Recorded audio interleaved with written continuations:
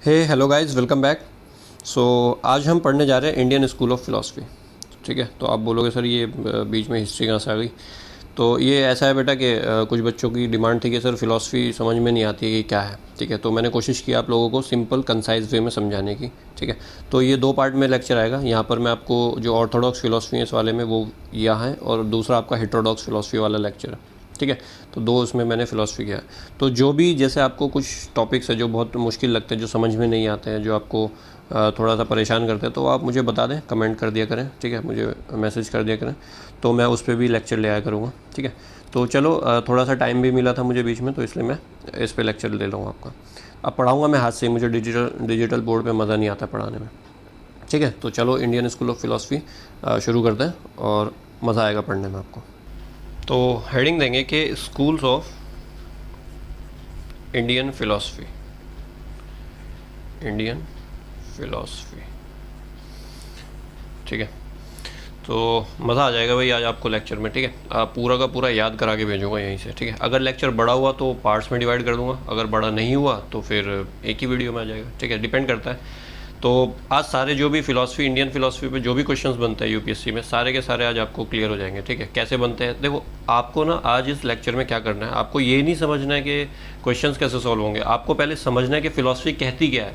अगर आपको एक बार ये समझ में आ गया कि फिलॉसफी कह क्या रही है, तो क्वेश्चन तो अपने आप हो जाएंगे। ठीक है, आप प्रीवियस ईयर के कितने भी साल के 15 साल 20 साल कितना भी पुराना सवाल उठा के करोगे तो सारा फिलॉसफी का सवाल यहाँ से हो जाएगा आपका इस लेक्चर से।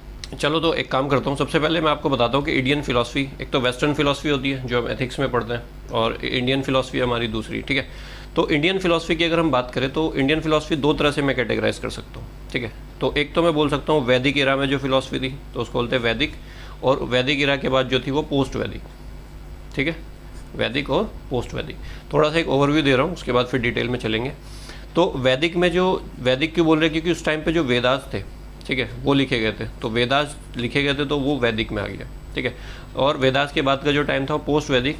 तो पोस्ट वैदिक में दो मेन आपके स्कूल है फिलॉसफी के। ठीक है, एक को हम बोलते हैं ऑर्थोडॉक्स फिलॉसफी। क्या बोलते हैं? Orthodox philosophy. और एक को हम बोलते हैं हेट्रोडॉक्स फिलॉसफी। हेट्रोडॉक्स फिलॉसफी, ठीक है। तो मोटा मोटी जो है पोस्ट वैदिक इरा जो था वो फिलॉसफी को दो कैटेगराइज में कैटेगराइज कर दिया मैंने, एक ऑर्थोडॉक्स फिलॉसफी और एक हेट्रोडॉक्स। ऑर्थोडॉक्स आपको समझ में पता है, ऑर्थोडॉक्स मतलब रूढ़िवादी एक तरह से। ठीक है, तो मतलब ये जो ऑर्थोडॉक्स स्कूल है फिलॉसफी जो है, ये आपका इंस्पायर है इससे, जो वैदिक इरा था उसी से इंस्पायर्ड है, ऑर्थोडॉक्स है। ठीक है, तो जो पहले से चल रहा था वही इधर है। तो इसका मतलब ये है कि ये जो ऑर्थोडॉक्स फिलॉसफी है ये आपका वेदा की जो ऑथेंटिसिटी है उसको एक्सेप्ट करती है। ठीक है भाई, अगर ये इसी से इंस्पायर्ड है तो ये इसकी ऑथेंटिसिटी को एक्सेप्ट करेगी और इस पर कभी भी सवाल नहीं उठाएगी। सो that is Orthodox philosophy. Okay, तो ऑर्थोडॉक्स फिलॉसफी में मेरे 6 स्कूल्स हैं। कितने स्कूल्स हैं? 6। तो मैं इसके नाम लिख देता हूँ सबसे पहले। तो सबसे पहला स्कूल है आपका सांख्य फिलॉसफी, सांख्य या सामख्या जो भी आप बोलो, सांख्य या संख्या फिलॉसफी स्कूल, स्कूल लिख लेना बस। ठीक है, दूसरा तुम्हारा है इसमें 6 है ना, दूसरा है योगा। ठीक है, yoga philosophy, yoga school of philosophy. ठीक है, थर्ड है आपका न्याय स्कूल ऑफ फिलॉसफी, न्याय स्कूल ऑफ फिलॉसफी। ठीक है, चौथा है हमारा वैशेषिका, वैशेषिका, वैशेषिका, वैशेषिका स्कूल। ठीक है, देन फिफ्थ है आपका मीमांसा, मीमांसा स्कूल ऑफ फिलॉसफी। एंड छठा है आपका वेदांता, वेदांता मतलब जो वेदों का अंत है वो वेदांता है। ठीक है, सो ये हमारा इससे इंस्पायर्ड है। तो ये मेरे 6 स्कूल है आपके जो ऑर्थोडॉक्स फिलॉसफी है। और जो मतलब ये यहाँ पे एक लाइन लिख लेते हैं चलो, कि ये जो है Orthodox philosophy accepted the authenticity of the Vedas. तो अगर ये ऑथेंटिसिटी ऑफ वेदा को एक्सेप्ट कर रही है तो कभी भी इस पर सवाल नहीं उठाया जाएगा। ये 6 के 6 स्कूल इसी पे आपके चल रहे हैं। ठीक है, देन अगर मैं बात करूँ हेट्रोडॉक्स फिलॉसफी की, तो ये आपका ऑर्थोडॉक्स से अलग है। हेट्रो है मतलब अलग है ना इनसे। ठीक है, तो ये वेदा को नहीं मानते हैं। ठीक है, तो ये वेदा की ऑथेंटिसिटी को क्वेश्चन करते हैं और वेदा को नहीं मानते हैं। तो आप यहाँ पे लिखेंगे दे क्वेश्चन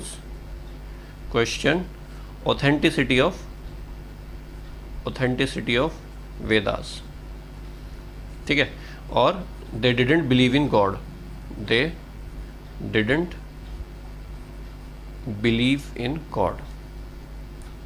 ठीक है भाई, तो ये आपका आ गया हेटेरोडॉक्स फिलॉसफी। तो हेटेरोडॉक्स फिलॉसफी के बाद मतलब इसमें भी तीन स्कूल आपके, तीन सब स्कूल है, तो उन स्कूल के नाम आप लिख लो। तो एक तो आपका सबसे पहला है बुद्धिज़्म, दूसरा है आपका जैनिज़्म, और तीसरा है आपका चरवाका। ठीक है, तो ये तीन मेन स्कूल है। एक आपका आजीविका है, वो भी हम इसी में डाल देते हैं, आजीविका स्कूल। ठीक है, तो इस पे भी सवाल आते हैं, तो ये भी हेटेरोडॉक्स में ही है। ठीक है, तो ये भी मतलब वेदास को नहीं मानता है। तो इस तरह से हमारे ये जो 6 ये है, 4 ये है, तो 10 स्कूल ऑफ फिलॉसफी हमें पढ़नी है बेसिकली। तो अभी आपको ये समझ में आया कि हमें पढ़ना क्या है, ठीक है, और कैसे हमने इनको कैटेगराइज किया, तो अभी आपको ये क्लैरिटी मिल गई होगी। अब मैं क्या करता हूँ, एक एक करके एक एक स्कूल आपको बताता हूँ, और जितने भी क्वेश्चंस उसमें पॉसिबिलिटी है बनने की, वो सारी स्टेटमेंट मैं आपको लिख के दूंगा यहीं पे। और इस फिलॉसफी, पहले फिलॉसफी समझनी है कि सबसे पहले फिलॉसफी कहती क्या है। ठीक है, तो सबसे पहले शुरू करते हैं सामख्य फिलॉसफी। ठीक है, तो आ जाओ भाई, सबसे पहले सामख्य फिलॉसफी, सामख्य या संख्या जो भी आप लिखना चाहो। ठीक है, तो सबसे पहला क्या है कि इसमें 2-3 चीज़ें आएंगी। सबसे पहले तो ये है कि फाउंडर कौन है इसका। ठीक है, तो फाउंडर में आपको नाम याद रखना है, कपिल मुनि। ठीक है, तो फाउंडर है इनके कपिल मुनि। अब इन्होंने क्या कहा, देखो जितनी भी फिलॉसफीज़ हैं, जितने भी हमारी 10 की 10 फिलॉसफी, वो सब यही बता रही है कि आपको साल्वेशन कैसे पाना है, आपको मोक्ष कैसे पाना है। तो मोक्ष पाने के लिए सबके अपने अपने तरीके, सब अपने अपने तरीके से बता रही है कि आप ऐसे मोक्ष पा सकते हो। तो सांख्य फिलॉसफी जो होती है वो कहती है कि अगर आपको साल्वेशन पाना है, अगर आपको मोक्ष पाना है, तो आपको रियल नॉलेज पे फोकस करना पड़ेगा। किस पे? Real knowledge. मतलब अगर आपने रियल नॉलेज अटेन कर ली तो आपको साल्वेशन मिल जाएगा, आपको मोक्ष की प्राप्ति हो जाएगी। ठीक है भाई, अब सवाल ये आता है कि रियल नॉलेज है क्या। तो जो रियल नॉलेज है वो एक तरह से ये है कि ये जो पूरा ब्रह्मांड है वो 2 चीज़ों से मिलके बना है। ठीक है, एक को हम बोलते हैं सोल या स्पिरिट, ठीक है, और दूसरा है हमारा मैटर। ठीक है, तो 2 चीज़ों से बना है, सोल, स्पिरिट या मैटर। ठीक है, अब इसको नाम दिया गया इस फिलॉसफी में, इसको बोलते हैं पुरुष। क्या बोलते हैं? पुरुषा या पुरुष। और जो मैटर होता है ये नेचर है एक तरह की, इसको हम बोलते हैं प्रकृति। क्या बोलते हैं? प्रकृति। ठीक है भाई, तो ये एक तरह से फीमेल नोटेशन है और ये एक तरह से मेल नोटेशन है। ठीक है, तो ये है। तो ये फिलॉसफी कहती है कि जो रियल नॉलेज है वो इन 2 चीज़ों में छुपी है, सोल और मैटर में। ठीक है, सोल मतलब स्पिरिट और मैटर मतलब नेचर जो है प्रकृति। तो अगर किसी इंसान को मोक्ष पाना है, तो वो पुरुष और प्रकृति में डिफ्रेंशिएट कर ले। क्या कर ले? वो पुरुष और प्रकृति में अगर उसको डिफ्रेंशिएट करना आ गया तो बस हो गया उसका काम। So if a person is able to differentiate between the, ये इंग्लिश में लिख लेना, if a person is able to differentiate between the purush and prakriti. ठीक है, अगर कोई पुरुष और प्रकृति में डिफ्रेंशिएट कर पाया तो उसको रियल नॉलेज मिल जाएगी, he will get the real knowledge. और अगर एक बार उसको रियल नॉलेज मिल गई then he will attain the salvation. अभी और बताता हूँ डिटेल में, पहले इतना समझ में आया कि अगर किसी को साल्वेशन मोक्ष पाना है तो मोक्ष पाने के लिए उसको रियल नॉलेज की तलाश करनी पड़ेगी। रियल नॉलेज किस चीज़ से मिलके बनी है? आपका एक तरह से सोल और मैटर से। ठीक है, मतलब पुरुष और प्रकृति से। तो अगर किसी को पुरुष और प्रकृति में डिफ्रेंशिएट करना आ गया, तो उसको रियल नॉलेज मिल जाएगी और रियल नॉलेज से फिर उसको साल्वेशन मिल जाएगा। ठीक है भाई, ये है मेन इंपॉर्टेंट चीज़। अब सबसे इंपॉर्टेंट ये है इसके बाद कि पुरुष क्या है और प्रकृति क्या है। तो ये फिलॉसफी कहती है जो पुरुष है, पुरुष क्या है? ये एक स्पिरिचुअल चीज़ है, मतलब ये एक तरह से सोल है। ठीक है, तो स्पिरिट है तो इट इज़ इमोर्टल। क्या है ये? इमोर्टल है ये। ठीक है भाई, मतलब ये एवर एग्जिस्टिंग है। क्या है ये? एवर एग्जिस्टिंग, मतलब ये हमेशा रहने वाला है, पुरुष। ठीक है, और जो प्रकृति है, प्रकृति इज एन इल्यूजनरी वर्ल्ड। क्या है ये? Illusionary world. प्रकृति इज एन इल्यूजनरी वर्ल्ड, मतलब एक बहकावे, एक दिखावे की दुनिया एक तरह से। ठीक है, तो इल्यूजनरी वर्ल्ड है, ये हमेशा नहीं रहने वाला है। ठीक है, और ये जो इल्यूजनरी वर्ल्ड है, ये जो पूरी दुनिया है, जो पूरी प्रकृति है, ये 3 चीज़ों से मिलकर बनी है, 3 गुणास, 3 गुणास। मतलब the nature is made up of 3 gunas. जो इल्यूजनरी वर्ल्ड है, जो प्रकृति है, it is consisting of 3 gunas, 3 gunas. ठीक है, एक को हम बोलते हैं सत्व, दूसरे को हम बोलते हैं राजस और तीसरे को हम बोलते हैं तमस। तो सत्व, राजस और तमस। सत्व क्या है? सत्व क्या है? सत्व नाम से समझ में आ रहा, सत्य एक तरह से मतलब जिसके अंदर, मतलब ये थ्योरी कहती है कि जो दुनिया में जितनी भी चीज़ें हैं उन सब के अंदर ये तीन गुण हैं, सत्व है, राजस है और तमस है। तो अगर किसी के अंदर सत्व ज़्यादा है तो उसका मतलब क्या है कि वो बंदा बहुत ही मतलब एक्टिव होगा, उसके अंदर प्योरिटी ऑफ थॉट्स होगी, है ना, और लाइट होगा, मतलब ये सब चीज़ें उसके अंदर, मतलब ये अच्छा है एक तरह से, पॉजिटिव है। जिसके अंदर सत्व ज़्यादा होगा उसके अंदर अच्छी अच्छी चीज़ें होंगी। तो सत्व को एक सिंपल सी लाइन में बोले तो प्योरिटी या थॉट, ठीक है, या नॉलेज या विजडम, तो दैट इज़ सत्व। तो सबके जो ब्रह्मांड में जितनी भी चीज़ें हैं वो सबके पास तीन गुण हैं, और वो तीन गुण कौन है? सत्व, राजस और तमस। तो सत्व का मतलब ये, राजस का मतलब क्या है? उसको मैं ऊपर करता हूँ एक सेकेंड, भाई मज़ा आना चाहिए तुम लोगों को फिलॉसफी में, ठीक है, फिलॉसफी मुश्किल नहीं लगनी चाहिए। राजस, ठीक है, राजस का मतलब होता है एक तरह से राजा, जो मतलब जिसके अंदर राजा वाली कैपेबिलिटीज़ होती है, मतलब वो बहुत ही एक्टिव होगा, ठीक है, एनर्जी होगी उसके अंदर बहुत ज़्यादा, ठीक है। तो ये सब जो कैरेक्टरिस्टिक होती है वो राजस की होती है, मूवमेंट है ना, ये सब चीज़ें। फिर तीसरा होता है हमारा तमस। तमस थोड़ा सा नेगेटिव में चला जाता है एक तरह से, मतलब डार्कनेस, ठीक है, थोड़ा सा इनएक्टिविटी, लेजीनेस। तो जिसके अंदर तमस ज़्यादा होगा, जिसके अंदर तमस ज़्यादा होगा वो फिर अच्छा इंसान नहीं कहलाएगा एक तरह से, मतलब इस फिलॉसफी के हिसाब से। जैसे मान लो कोई लेजीनेस है, लेजीनेस इसका फीचर है एक, तो लेजीनेस अगर किसी में बहुत ज़्यादा है तो मतलब वो अपना कोई काम टाइम पे कर नहीं पाएगा, ठीक है, काम टाइम पे कर नहीं पाएगा तो दुनिया में एक तरह से मतलब सक्सेस अचीव नहीं कर पाएगा, ये अकॉर्डिंग टू दिस फिलॉसफी, ठीक है। तो ये जो पूरी दुनिया है ये आपका तीन गुण से मिलकर बनी है, सत्व, राजस, तमस। सत्व क्या होता है? एक तरह से प्योरिटी ऑफ थॉट, है ना, ये सब चीज़ें। राजस एक्टिवनेस, एनर्जी, ये सब। और तमस लेजीनेस वगैरह, डार्कनेस वगैरह, है ना, इनएक्टिविटी, ये सब चीज़ें होती हैं, ठीक है। तो एक तरह से जो पुरुष है, पुरुष इज़ नथिंग बस इमोर्टल है, एवर एग्जिस्टिंग है, तो एक तरह से कॉन्शियसनेस है, ठीक है, और इसको आप कभी भी चेंज नहीं कर सकते, समझ रहे हो। और प्रकृति जो है ये एक तरह से, ये तो मतलब एक इल्यूजनरी वर्ल्ड है ना, तो ये कभी ना कभी ख़त्म हो ही जाएगा, बट ये आपका कभी नहीं ख़त्म होने वाला, ये एवर एग्जिस्टिंग है, ठीक है। सो पुरुष इज मेयर कॉन्शियसनेस, ठीक है। और फिर इसमें एक सवाल आता है कि गॉड को मानते कि नहीं, तो ये गॉड को नहीं मानती है, denies the existence of God, existence of God. और एक पॉइंट और पूछता है कि इसमें मटीरियलिस्टिक एलिमेंट प्रेजेंट थे या नहीं थे, तो इसमें मटीरियलिस्टिक प्रेजेंट है, ठीक है। ये आपकी प्रकृति है ना, तो इल्यूजनरी वर्ल्ड है, सो इसमें मटीरियलिस्टिक चीज़ें हैं, लिस्टिक एलिमेंट्स प्रेजेंट, ठीक है। इससे बाहर कुछ नहीं आएगा आपका। तो ये है बस। इसमें क्या पहला सवाल क्या होगा कि किसने दिया? कपिल मुनि ने। फिर क्या साल्वेशन कैसे पा सकते हो? रियल नॉलेज से। रियल नॉलेज कैसे मिलेगी? जब आप पुरुष और प्रकृति में डिफ्रेंशिएट कर दोगे। तो पुरुष क्या है? एक तरह से मेल डिनोशन है कि इमोर्टल है, ये हमेशा रहने वाली चीज़ है, मतलब एक तरह से कॉन्शियसनेस है ना। और प्रकृति क्या है? प्रकृति एक इल्यूजनरी वर्ल्ड है जो आपके तीन गुणा से मिलकर बना हुआ है, सत्व, राजस और तमस, ठीक है। तो सत्व मतलब बता दिया, राजस तमस मतलब बता दिया मैंने आपको। तो अगर आपको साल्वेशन पाना है तो आपको रियल नॉलेज अटेन करनी पड़ेगी, और रियल नॉलेज आपका इस तरीके से आएगी कि आप पुरुष और प्रकृति में डिफ्रेंशिएट कर लो। जैसे ही आपने डिफ्रेंशिएट कर लिया आपको साल्वेशन मिल जाएगा, खत्म, बस, ठीक है भाई। पहली फिलॉसफी क्लियर हो गई, वेरी गुड। दूसरी फिलॉसफी पे चलते हैं। सेकेंड स्कूल है हमारा yoga school, yoga school of philosophy, ठीक है। तो योगा स्कूल वॉज, फाउंडर कौन थे? फाउंडर का हमें नहीं पता है, लेकिन जो इसका जो श्रेय हम देते हैं वो सिस्टमाइज जो किया था योगा फिलॉसफी को, वो किया था हमारे महर्षि पतंजलि ने, ठीक है। तो आप यहाँ फाउंडर नहीं लिखेंगे, आप यहाँ लिखेंगे कि सिस्टमेटाइज बाय महर्षि पतंजलि,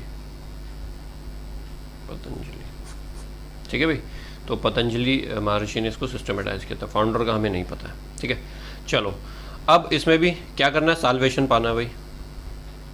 तो ये फिलॉसफी कहती है कि अगर आपको साल्वेशन अटेन करना है, अगर आपको मोक्ष पाना है, तो मोक्ष पाने के लिए आपको क्या करना पड़ेगा? तो आपको मेडिटेशन करना पड़ेगा। क्या करना पड़ेगा? मेडिटेशन, या फिजिकल एक्टिविटीज़ करनी पड़ेंगी। तो मेडिटेशन और फिजिकल एक्टिविटीज़ मतलब योगा जो है वो करना पड़ेगा, ठीक है। सो आप यहाँ पे लिख सकते हो कि salvation can be attained through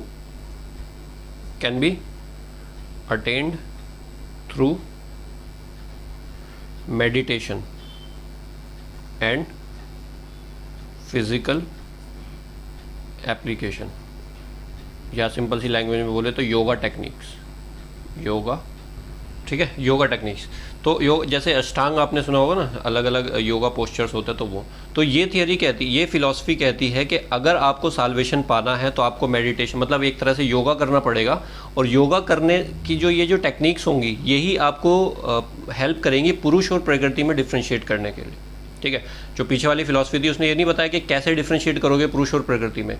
ये थियरी कहती है कि अगर आपको पुरुष और प्रकृति में डिफ्रेंशिएट करना है तो आपको योगा टेक्निक्स की हेल्प लेनी पड़ेगी। ठीक है, और इन टेक्निक्स की हेल्प से आप पुरुष और प्रकृति में डिफ्रेंशिएट कर लोगे तो आपको साल्वेशन मिल जाएगा। ठीक है, सो दीज टेक्निक्स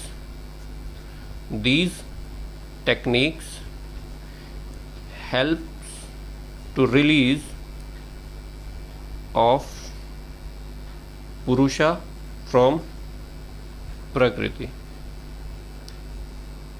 ठीक है, विच लीड्स टू साल्वेशन। ठीक है भाई, तो पिछली वाली फिलॉसफी ने क्या बोला कि आपको पुरुष और प्रकृति में डिफ्रेंशिएट करना पड़ेगा तभी आपको साल्वेशन मिलेगा। तो ये जो फिलॉसफी है वो ये कह रही है कि अगर आपको पुरुष और प्रकृति को अलग करना है, ठीक है, तो आपको साल्वेशन अगर लेना है पुरुष और प्रकृति में डिफ्रेंशिएट करके, तो आपको योगा करना पड़ेगा, योगा टेक्निक्स का यूज़ करना पड़ेगा, तो आपको पता चल जाएगा कैसे साल्वेशन मिलना है। ठीक है भाई, ठीक है। और एक सवाल इसमें पूछता है कि गॉड के एग्जिस्टेंस को करता मानता है कि नहीं, तो yes, it admits the existence of God. Simple, खत्म फिलॉसफी। ठीक है भाई, तो ये हो गया आपका योगा स्कूल। देन थर्ड है आपका न्याय स्कूल, न्याय स्कूल ऑफ फिलॉसफी। ठीक है, सो न्याय स्कूल के जो फाउंडर थे, यहाँ पे फाउंडर थे हमारे गौतम मुनि। कौन थे? गौतम मुनि। ठीक है भाई, सो गौतम मुनि वॉज द फाउंडर ऑफ न्याय स्कूल। एक सवाल तो ये बन गया। तो ये फिलॉसफी क्या कह रही है? ये फिलॉसफी ये कह रही है कि अगर आपको साल्वेशन पाना है, ठीक है, अगर आपको मोक्ष पाना है तो आप ढूंढो लॉजिक। ठीक है, तो ये थ्योरी किस पे वर्क करिए? एक तरह से लॉजिक पे। लॉजिक का मतलब क्या है? यहाँ पे लॉजिक को ये बोल रहे हैं वैलिड नॉलेज। क्या बोल रहे हैं? Valid knowledge. ठीक है, तो ये थ्योरी कह रही है कि अगर आपको साल्वेशन पाना है तो आपको लॉजिक के थ्रू पाना होगा। ठीक है, और लॉजिक को क्या बोल रहे हैं? Valid knowledge. तो वैलिड नॉलेज ही आपकी एक तरह से रियल नॉलेज है। ठीक है, जो हम पहली फिलॉसफी में बोल रहे थे ना कि रियल नॉलेज पालो तो आपको मोक्ष मिल जाएगा। ठीक है भाई, तो ये लॉजिक के, तो अब लॉजिक कैसे, आप लॉजिक का यूज़ कैसे करेंगे? तो लॉजिक के लिए इसने टूल्स दिए जिसको हम बोलते हैं लॉजिक टूल्स। ठीक है, तो लॉजिक टूल्स क्या है साल्वेशन के? तो इसमें आपको 3 याद रखने हैं। एक इन्फेरेंस, हियरिंग, एनालॉगी। ठीक है, तो इन्फेरेंस, हियरिंग, एनालॉगी, तो ये टूल्स हैं। इन टूल्स को यूज़ करके आप लॉजिक लगाओ। ठीक है, उस लॉजिक को आप वैलिड नॉलेज बोलोगे, वही आपकी रियल नॉलेज है, ये मिल गई आपको तो आपको साल्वेशन मिल जाएगा। ठीक है, तो जैसे इसका बहुत ही फेमस एक एग्जांपल है कि जैसे फायर इन जंगल, जंगल में आग लगी है। ठीक है, तो जंगल में अगर आग लगी है तो पहले आप उसका इन्फेरेंस, अनुमान लगाएंगे सबसे पहले। ठीक है, कि जैसे मतलब अगर मान लो जंगल में धुआं उठ रहा है, ठीक है, तो धुआं उठ रहा है तो आपने धुआं देखा। ठीक है, फिर हम अनुमान लगाया कि भाई धुआं उठ रहा है तो आग लगी होगी तो धुआं उठ रहा होगा। ठीक है, तो फिर आपने अनुमान लगाया, इन्फेरेंस। ठीक है, कि जहाँ से धुआं उठ रहा है वहाँ पे आग लगी होगी। ठीक है, तो ये आपके 3 है, इन्फेरेंस, हियरिंग एंड एनालॉग। तो कंक्लूजन निकालने के लिए आपको लॉजिक टूल्स की ज़रूरत पड़ेगी, और लॉजिक टूल्स की ज़रूरत मिलते ही आपको लॉजिक के थ्रू वैलिड नॉलेज मिल जाएगी, और फिर आपको रियल नॉलेज मिल जाएगी, तो उससे आपको साल्वेशन मिल जाएगा। ठीक है भाई, और ये फिलॉसफी गॉड को मानते कि नहीं? हाँ, ये फिलॉसफी कहती है कि गॉड ने ही जो है वो पूरा ब्रह्मांड जो है वो गॉड ने ही बनाया और वही इसको सस्टेन करके रखा हुआ है।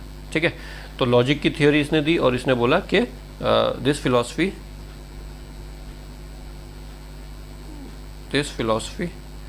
considers God who creates, sustain and destroys the universe। ठीक है, तो गॉड है और वही आपने, वही उसी ने इस दुनिया को बनाया है, वही इसको सस्टेन कर रहा है, वही इसको डिस्ट्रॉय करेगा। सो दैट इज द न्याय फिलॉसफी। चलो नेक्स्ट बताता हूँ Vaisheshika. So next is Vaisheshika. Vaisheshika school of philosophy.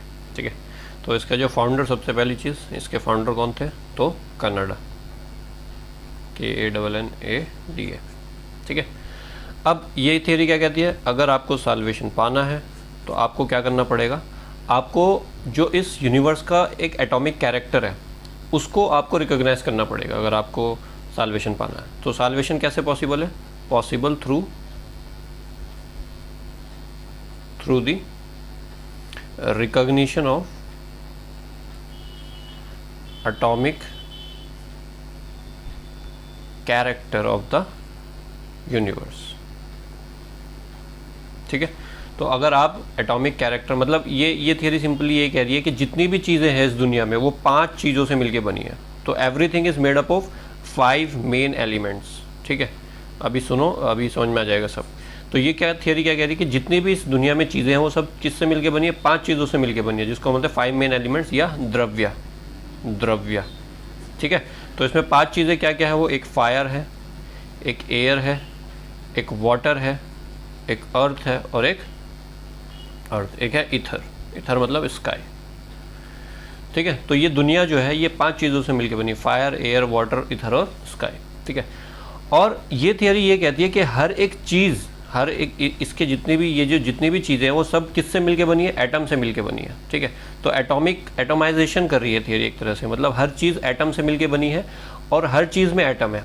ठीक है, और एटम जो है वो इटर्नल है, समझ रहे हो? एटम जो है, एटम क्या है? इटर्नल है। तो एटम इटर्नल है मतलब वैसे तो एटम इटर्नल है, लेकिन जब हर चीज़ ख़त्म हो जाएगी, मतलब at the end of life हर चीज़ जब ख़त्म हो जाएगी तो ये जो एटम्स होंगे वो सेपरेट हो जाएंगे एक दूसरे से। ठीक है, और हर एक चीज़ जब डिस्ट्रॉय हो जाएगी तो ये सारे एटम जब एक दूसरे से सेपरेट हो जाएंगे, फिर ब्रह्मा क्या करेंगे? इन हर एक एटम को, हर एक ओल्ड एटम को उठाएंगे और इनसे एक नया वर्ल्ड बनाएंगे। समझ लो? तो ये आपका थियरी कहती है। तो मतलब द एटम्स आर इटर्नल, मैं एक लाइन लिख देता हूँ, the atoms are eternal but in the great dissolution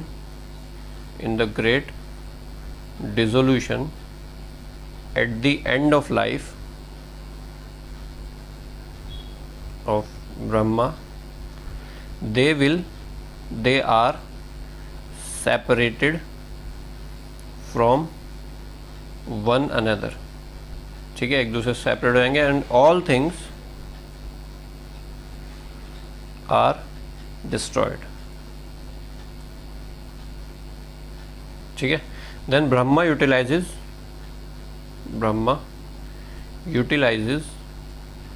old atoms to create the world afresh. ठीक है, तो एक नया वर्ल्ड। तो मतलब एक तरह से ये मटेरियलिस्टिक व्यू दे रहा है लाइफ का कि नहीं दे रहा? तो हाँ दे रहा। तो it gives the materialistic view of life. तो सिंपल सी बात है कि ये थ्योरी किस पे फोकस करी? एटॉमिक नेचर पे। ठीक है, तो हर चीज़ एटम से मिलके बनी है और मेनली इन 5 एलिमेंट से मिलके बनी है। एटम इटर्नल है, लेकिन eight the end of life जब लाइफ खत्म हो जाएगी, ठीक है, तो ये एटम जो है वो एक दूसरे से सेपरेट होंगे, हर एक चीज़ के जो एटम है वो एक दूसरे से सेपरेट होंगे और फिर ब्रह्मा जो है इसको वापस पुराने वाले जो एटम्स हैं उनको यूटिलाइज करके नया वर्ल्ड बनाएंगे। ठीक है, तो एक तरह से गॉड की एग्जिस्टेंस को ये मान रही है। ठीक है, तो ये लिख लेना कि it accept the existence of God. ठीक है, तो ये आपका हो गया वैशेषिका। द नेक्स्ट है आपका मीमांसा।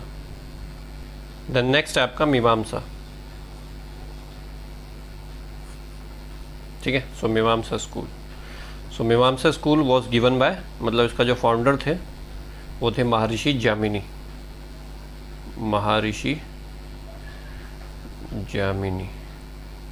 ठीक है, तो एक तो आपको याद रखना है।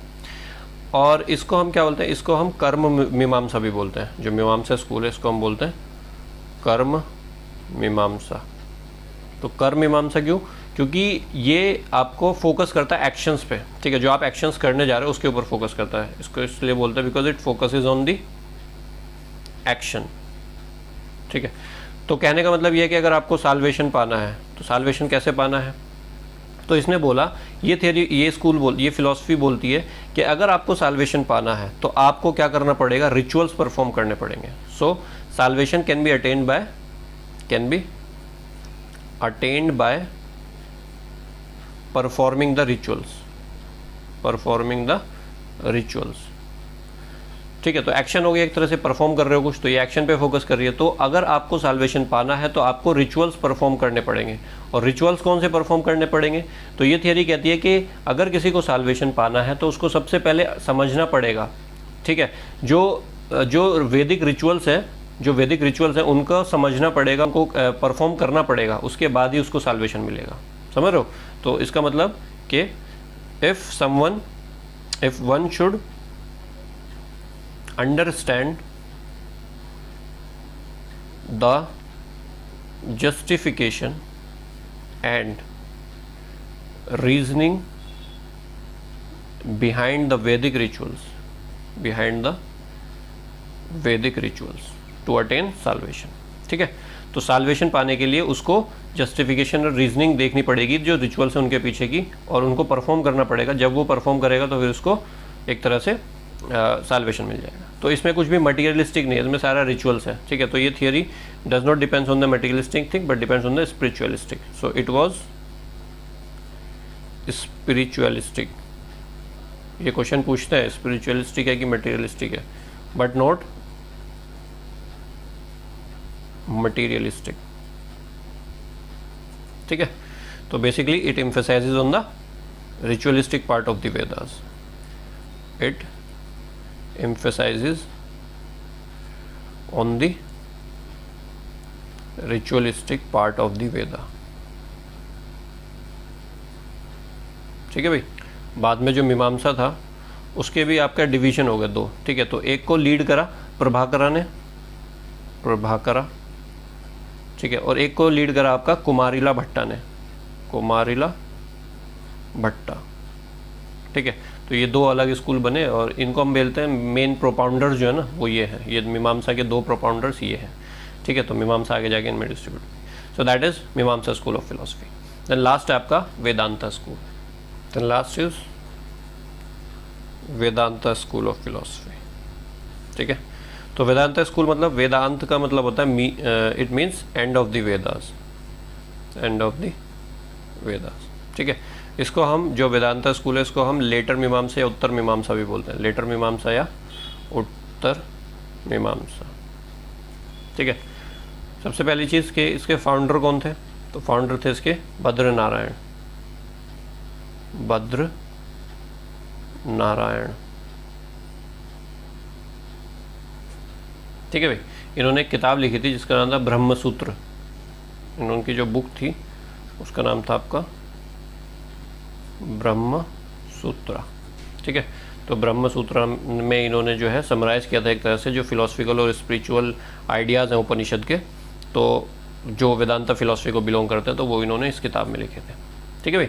तो ये जो फिलोसफी है basically it is based on Upanishad. Upanishad क्या है? वेदांता ही है। ठीक है। तो वेदास का जो अंत है मतलब जो वेदा के जो लास्ट पार्ट है वो उपनिषद है। So that is Vedanta. So it is based on the Upanishad. ठीक है। तो ये आपको ध्यान रखना। अब ये फिलॉसफी क्या कहती है कि अगर आपको साल्वेशन पाना है तो आप कैसे पाओगे? ठीक है। मेन तो हमारा यही है ना कि साल्वेशन पाना है। तो ये थियरी कहती है कि अगर आपको साल्वेशन पाना है तो आप फोकस करो ब्रह्मा पे। ठीक है। अगर आपको ब्रह्मा समझ में आ गया तो आपको साल्वेशन मिल जाएगा। तो ब्रह्मा क्या है? ब्रह्मा एक तरह से इनडिस्ट्रक्टिबल चीज़ है। क्या है? इनडिस्ट्रक्टिबल। ठीक है। इसको मैं दूसरे उससे समझाता हूँ कि ये जो फिलॉसफी है ये बेसिकली जो ब्रह्मा है, आत्मा है, एक तरह से जो रियलिटी ऑफ लाइफ है, ठीक है, उस चीज़ पे फोकस करती है। ये थियरी कहती है कि जो आत्मा है हमारी वो रियल है। वो क्या है? रियल है। और इसके अलावा जितनी भी चीज़ है एवरीथिंग अदर देन दी आत्मा इज़ अनरियल या माया। ठीक है। सब मोह माया कहते हैं ना, सब मोह माया है। तो सिर्फ आत्मा ही रियल है। आत्मा क्या है? आत्मा ब्रह्मा है। आत्मा क्या है? आत्मा ब्रह्मा है। तो आत्मा रियल है और इसके अलावा बाकी सब चीज़ क्या है? अनरियल है। बाकी सब चीज़ माया है। ठीक है। और जो आत्मा है आपकी वो क्या है? वो सेल्फ कॉन्शियसनेस है। ठीक है। सो व्हाट इज आत्मा? आत्मा इज सेल्फ कॉन्शियसनेस। ठीक है। तो सेल्फ कॉन्शियसनेस या कॉन्शियसनेस ऑफ सेल्फ। तो सेल्फ कॉन्शियसनेस अगर आत्मा है तो it is similar to Brahma. ठीक है। मतलब इस आर्गुमेंट से तो हम ये कह सकते हैं कि आत्मा जो है वो बराबर है ब्रह्मा के। ठीक है। और अगर कोई ये चीज़ समझ जाए, ये चीज़ समझ जाए कि ब्रह्मा क्या है, तो वो आपका साल्वेशन पा जाएगा। ठीक है, तो सिंपल सी बात ये है कि सेल्फ कॉन्शियसनेस अगर आपको पता चल गई तो आपको आत्मा पता चल जाएगी, आत्मा से आपको ब्रह्मा पता चल जाएगा, तो ब्रह्मा अगर आपको पता चला तो आप साल्वेशन पा जाओगे। समझ गए, सिंपल सी बात है। तो मतलब बेसिक सी बात अगर मैं बोलूँ कि वेदांता जो फिलॉसफी है ये बिलीव करती है थ्योरी ऑफ कर्मा में। ठीक है, पुनर्जन्म वाली बात जो है वो ये थ्योरी बिलीव करती है। ठीक है, so it believes in the theory of Karma. ठीक है, तो पुनर्जन्म एक तरह से, तो आपसे क्वेश्चन में पूछा जाएगा कि पुनर्जन्म जो है, जन्म कौन सी थ्योरी सपोर्ट करती है, तो ये वेदांता स्कूल ऑफ फिलॉसफी। ठीक है भाई, तो ये आपका हो गया थ्योरी।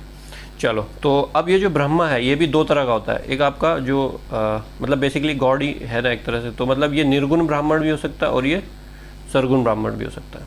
ठीक है, तो अगर निर्गुण है या सगुण है, तो निर्गुण का मतलब क्या है कि God without attributes, God without attributes. तो ये वाला जो स्कूल है, ये वाला जो थॉट है कि जो ब्रह्मा है वो विदाउट एट्रीब्यूट है, ये शंकराचार्य का व्यू है। शंकराचार्य भक्ति मूवमेंट में आपने अगर पढ़ा हो, नहीं पढ़ा तो मुझे बता देना, भक्ति मूवमेंट पे एक स्पेशल लेक्चर ले लूँगा। तो निर्गुण ब्राह्मण जो है वो आपका शंकराचार्य का व्यू है। वो बोलते हैं कि जो ब्रह्मा है वो विदाउट एट्रीब्यूट है, मतलब गॉड जो है वो विदाउट एट्रीब्यूट है। और जो सगुण ब्राह्मण है, सगुन ब्राह्मण जो है ये आपका रामानुजन का व्यू है, और वो कहता है कि जो ब्रह्मा है उसके पास कुछ क्वालिटीज़ हैं, कुछ एट्रीब्यूट्स हैं। सो गॉड विद एट्रीब्यूट्स थ्योरी, मतलब जो व्यू है वो रामानुजन का है, गॉड विदाउट एट्रीब्यूट्स वो इसका है, इनका शंकराचार्य का। ठीक है, तो आपको साल्वेशन पाना है तो आपको ब्रह्मा पता चलना चाहिए जो आपका इंडेस्ट्रक्टिबल है और इटर्नल है। ठीक है, अगर आपको ये पता चल गया तो आपको ये पता चल जाएगा कि आत्मा क्या है। आत्मा एक तरह से ब्रह्मा है, मतलब गॉड है जो कि रियल है, बाकी एवरीथिंग जो है वो माया है। ठीक है, और ये सेल्फ कॉन्शियसनेस है, तो ये सब चीज़ें सिमिलर, सेल्फ कॉन्शियसनेस, आत्मा, ब्रह्मा, ये सब सिमिलर चीज़ें हैं। ठीक है, तो अगर आपको ये पता चल गया तो आपको साल्वेशन मिल जाएगा, सिंपल। ठीक है भाई, तो ये है, और ये आपको किताब का नाम याद रखना, ब्रह्मसूत्र। ब्रह्मसूत्र क्या है, ये फिलोसफिकल और स्पिरिचुअल आइडियाज़ जो है उपनिषद के, वो इसमें कंपाइल किए गए हैं। ठीक है, वो ये किसने लिखी है, यही जो फाउंडर है इनके। चलो, तो ये हमारा जो ऑर्थोडॉक्स स्कूल है वो ख़त्म हुआ। तो ऑर्थोडॉक्स स्कूल को मैं इसी लेक्चर में एंड करता हूँ, बाकी इसके बाद वाले में मैं आपका हेटेरोडॉक्स स्कूल ले आऊँगा। ठीक है, सो अगर वीडियो पसंद आई है तो चैनल को सब्सक्राइब करें और शेयर करें। Thank you, bye.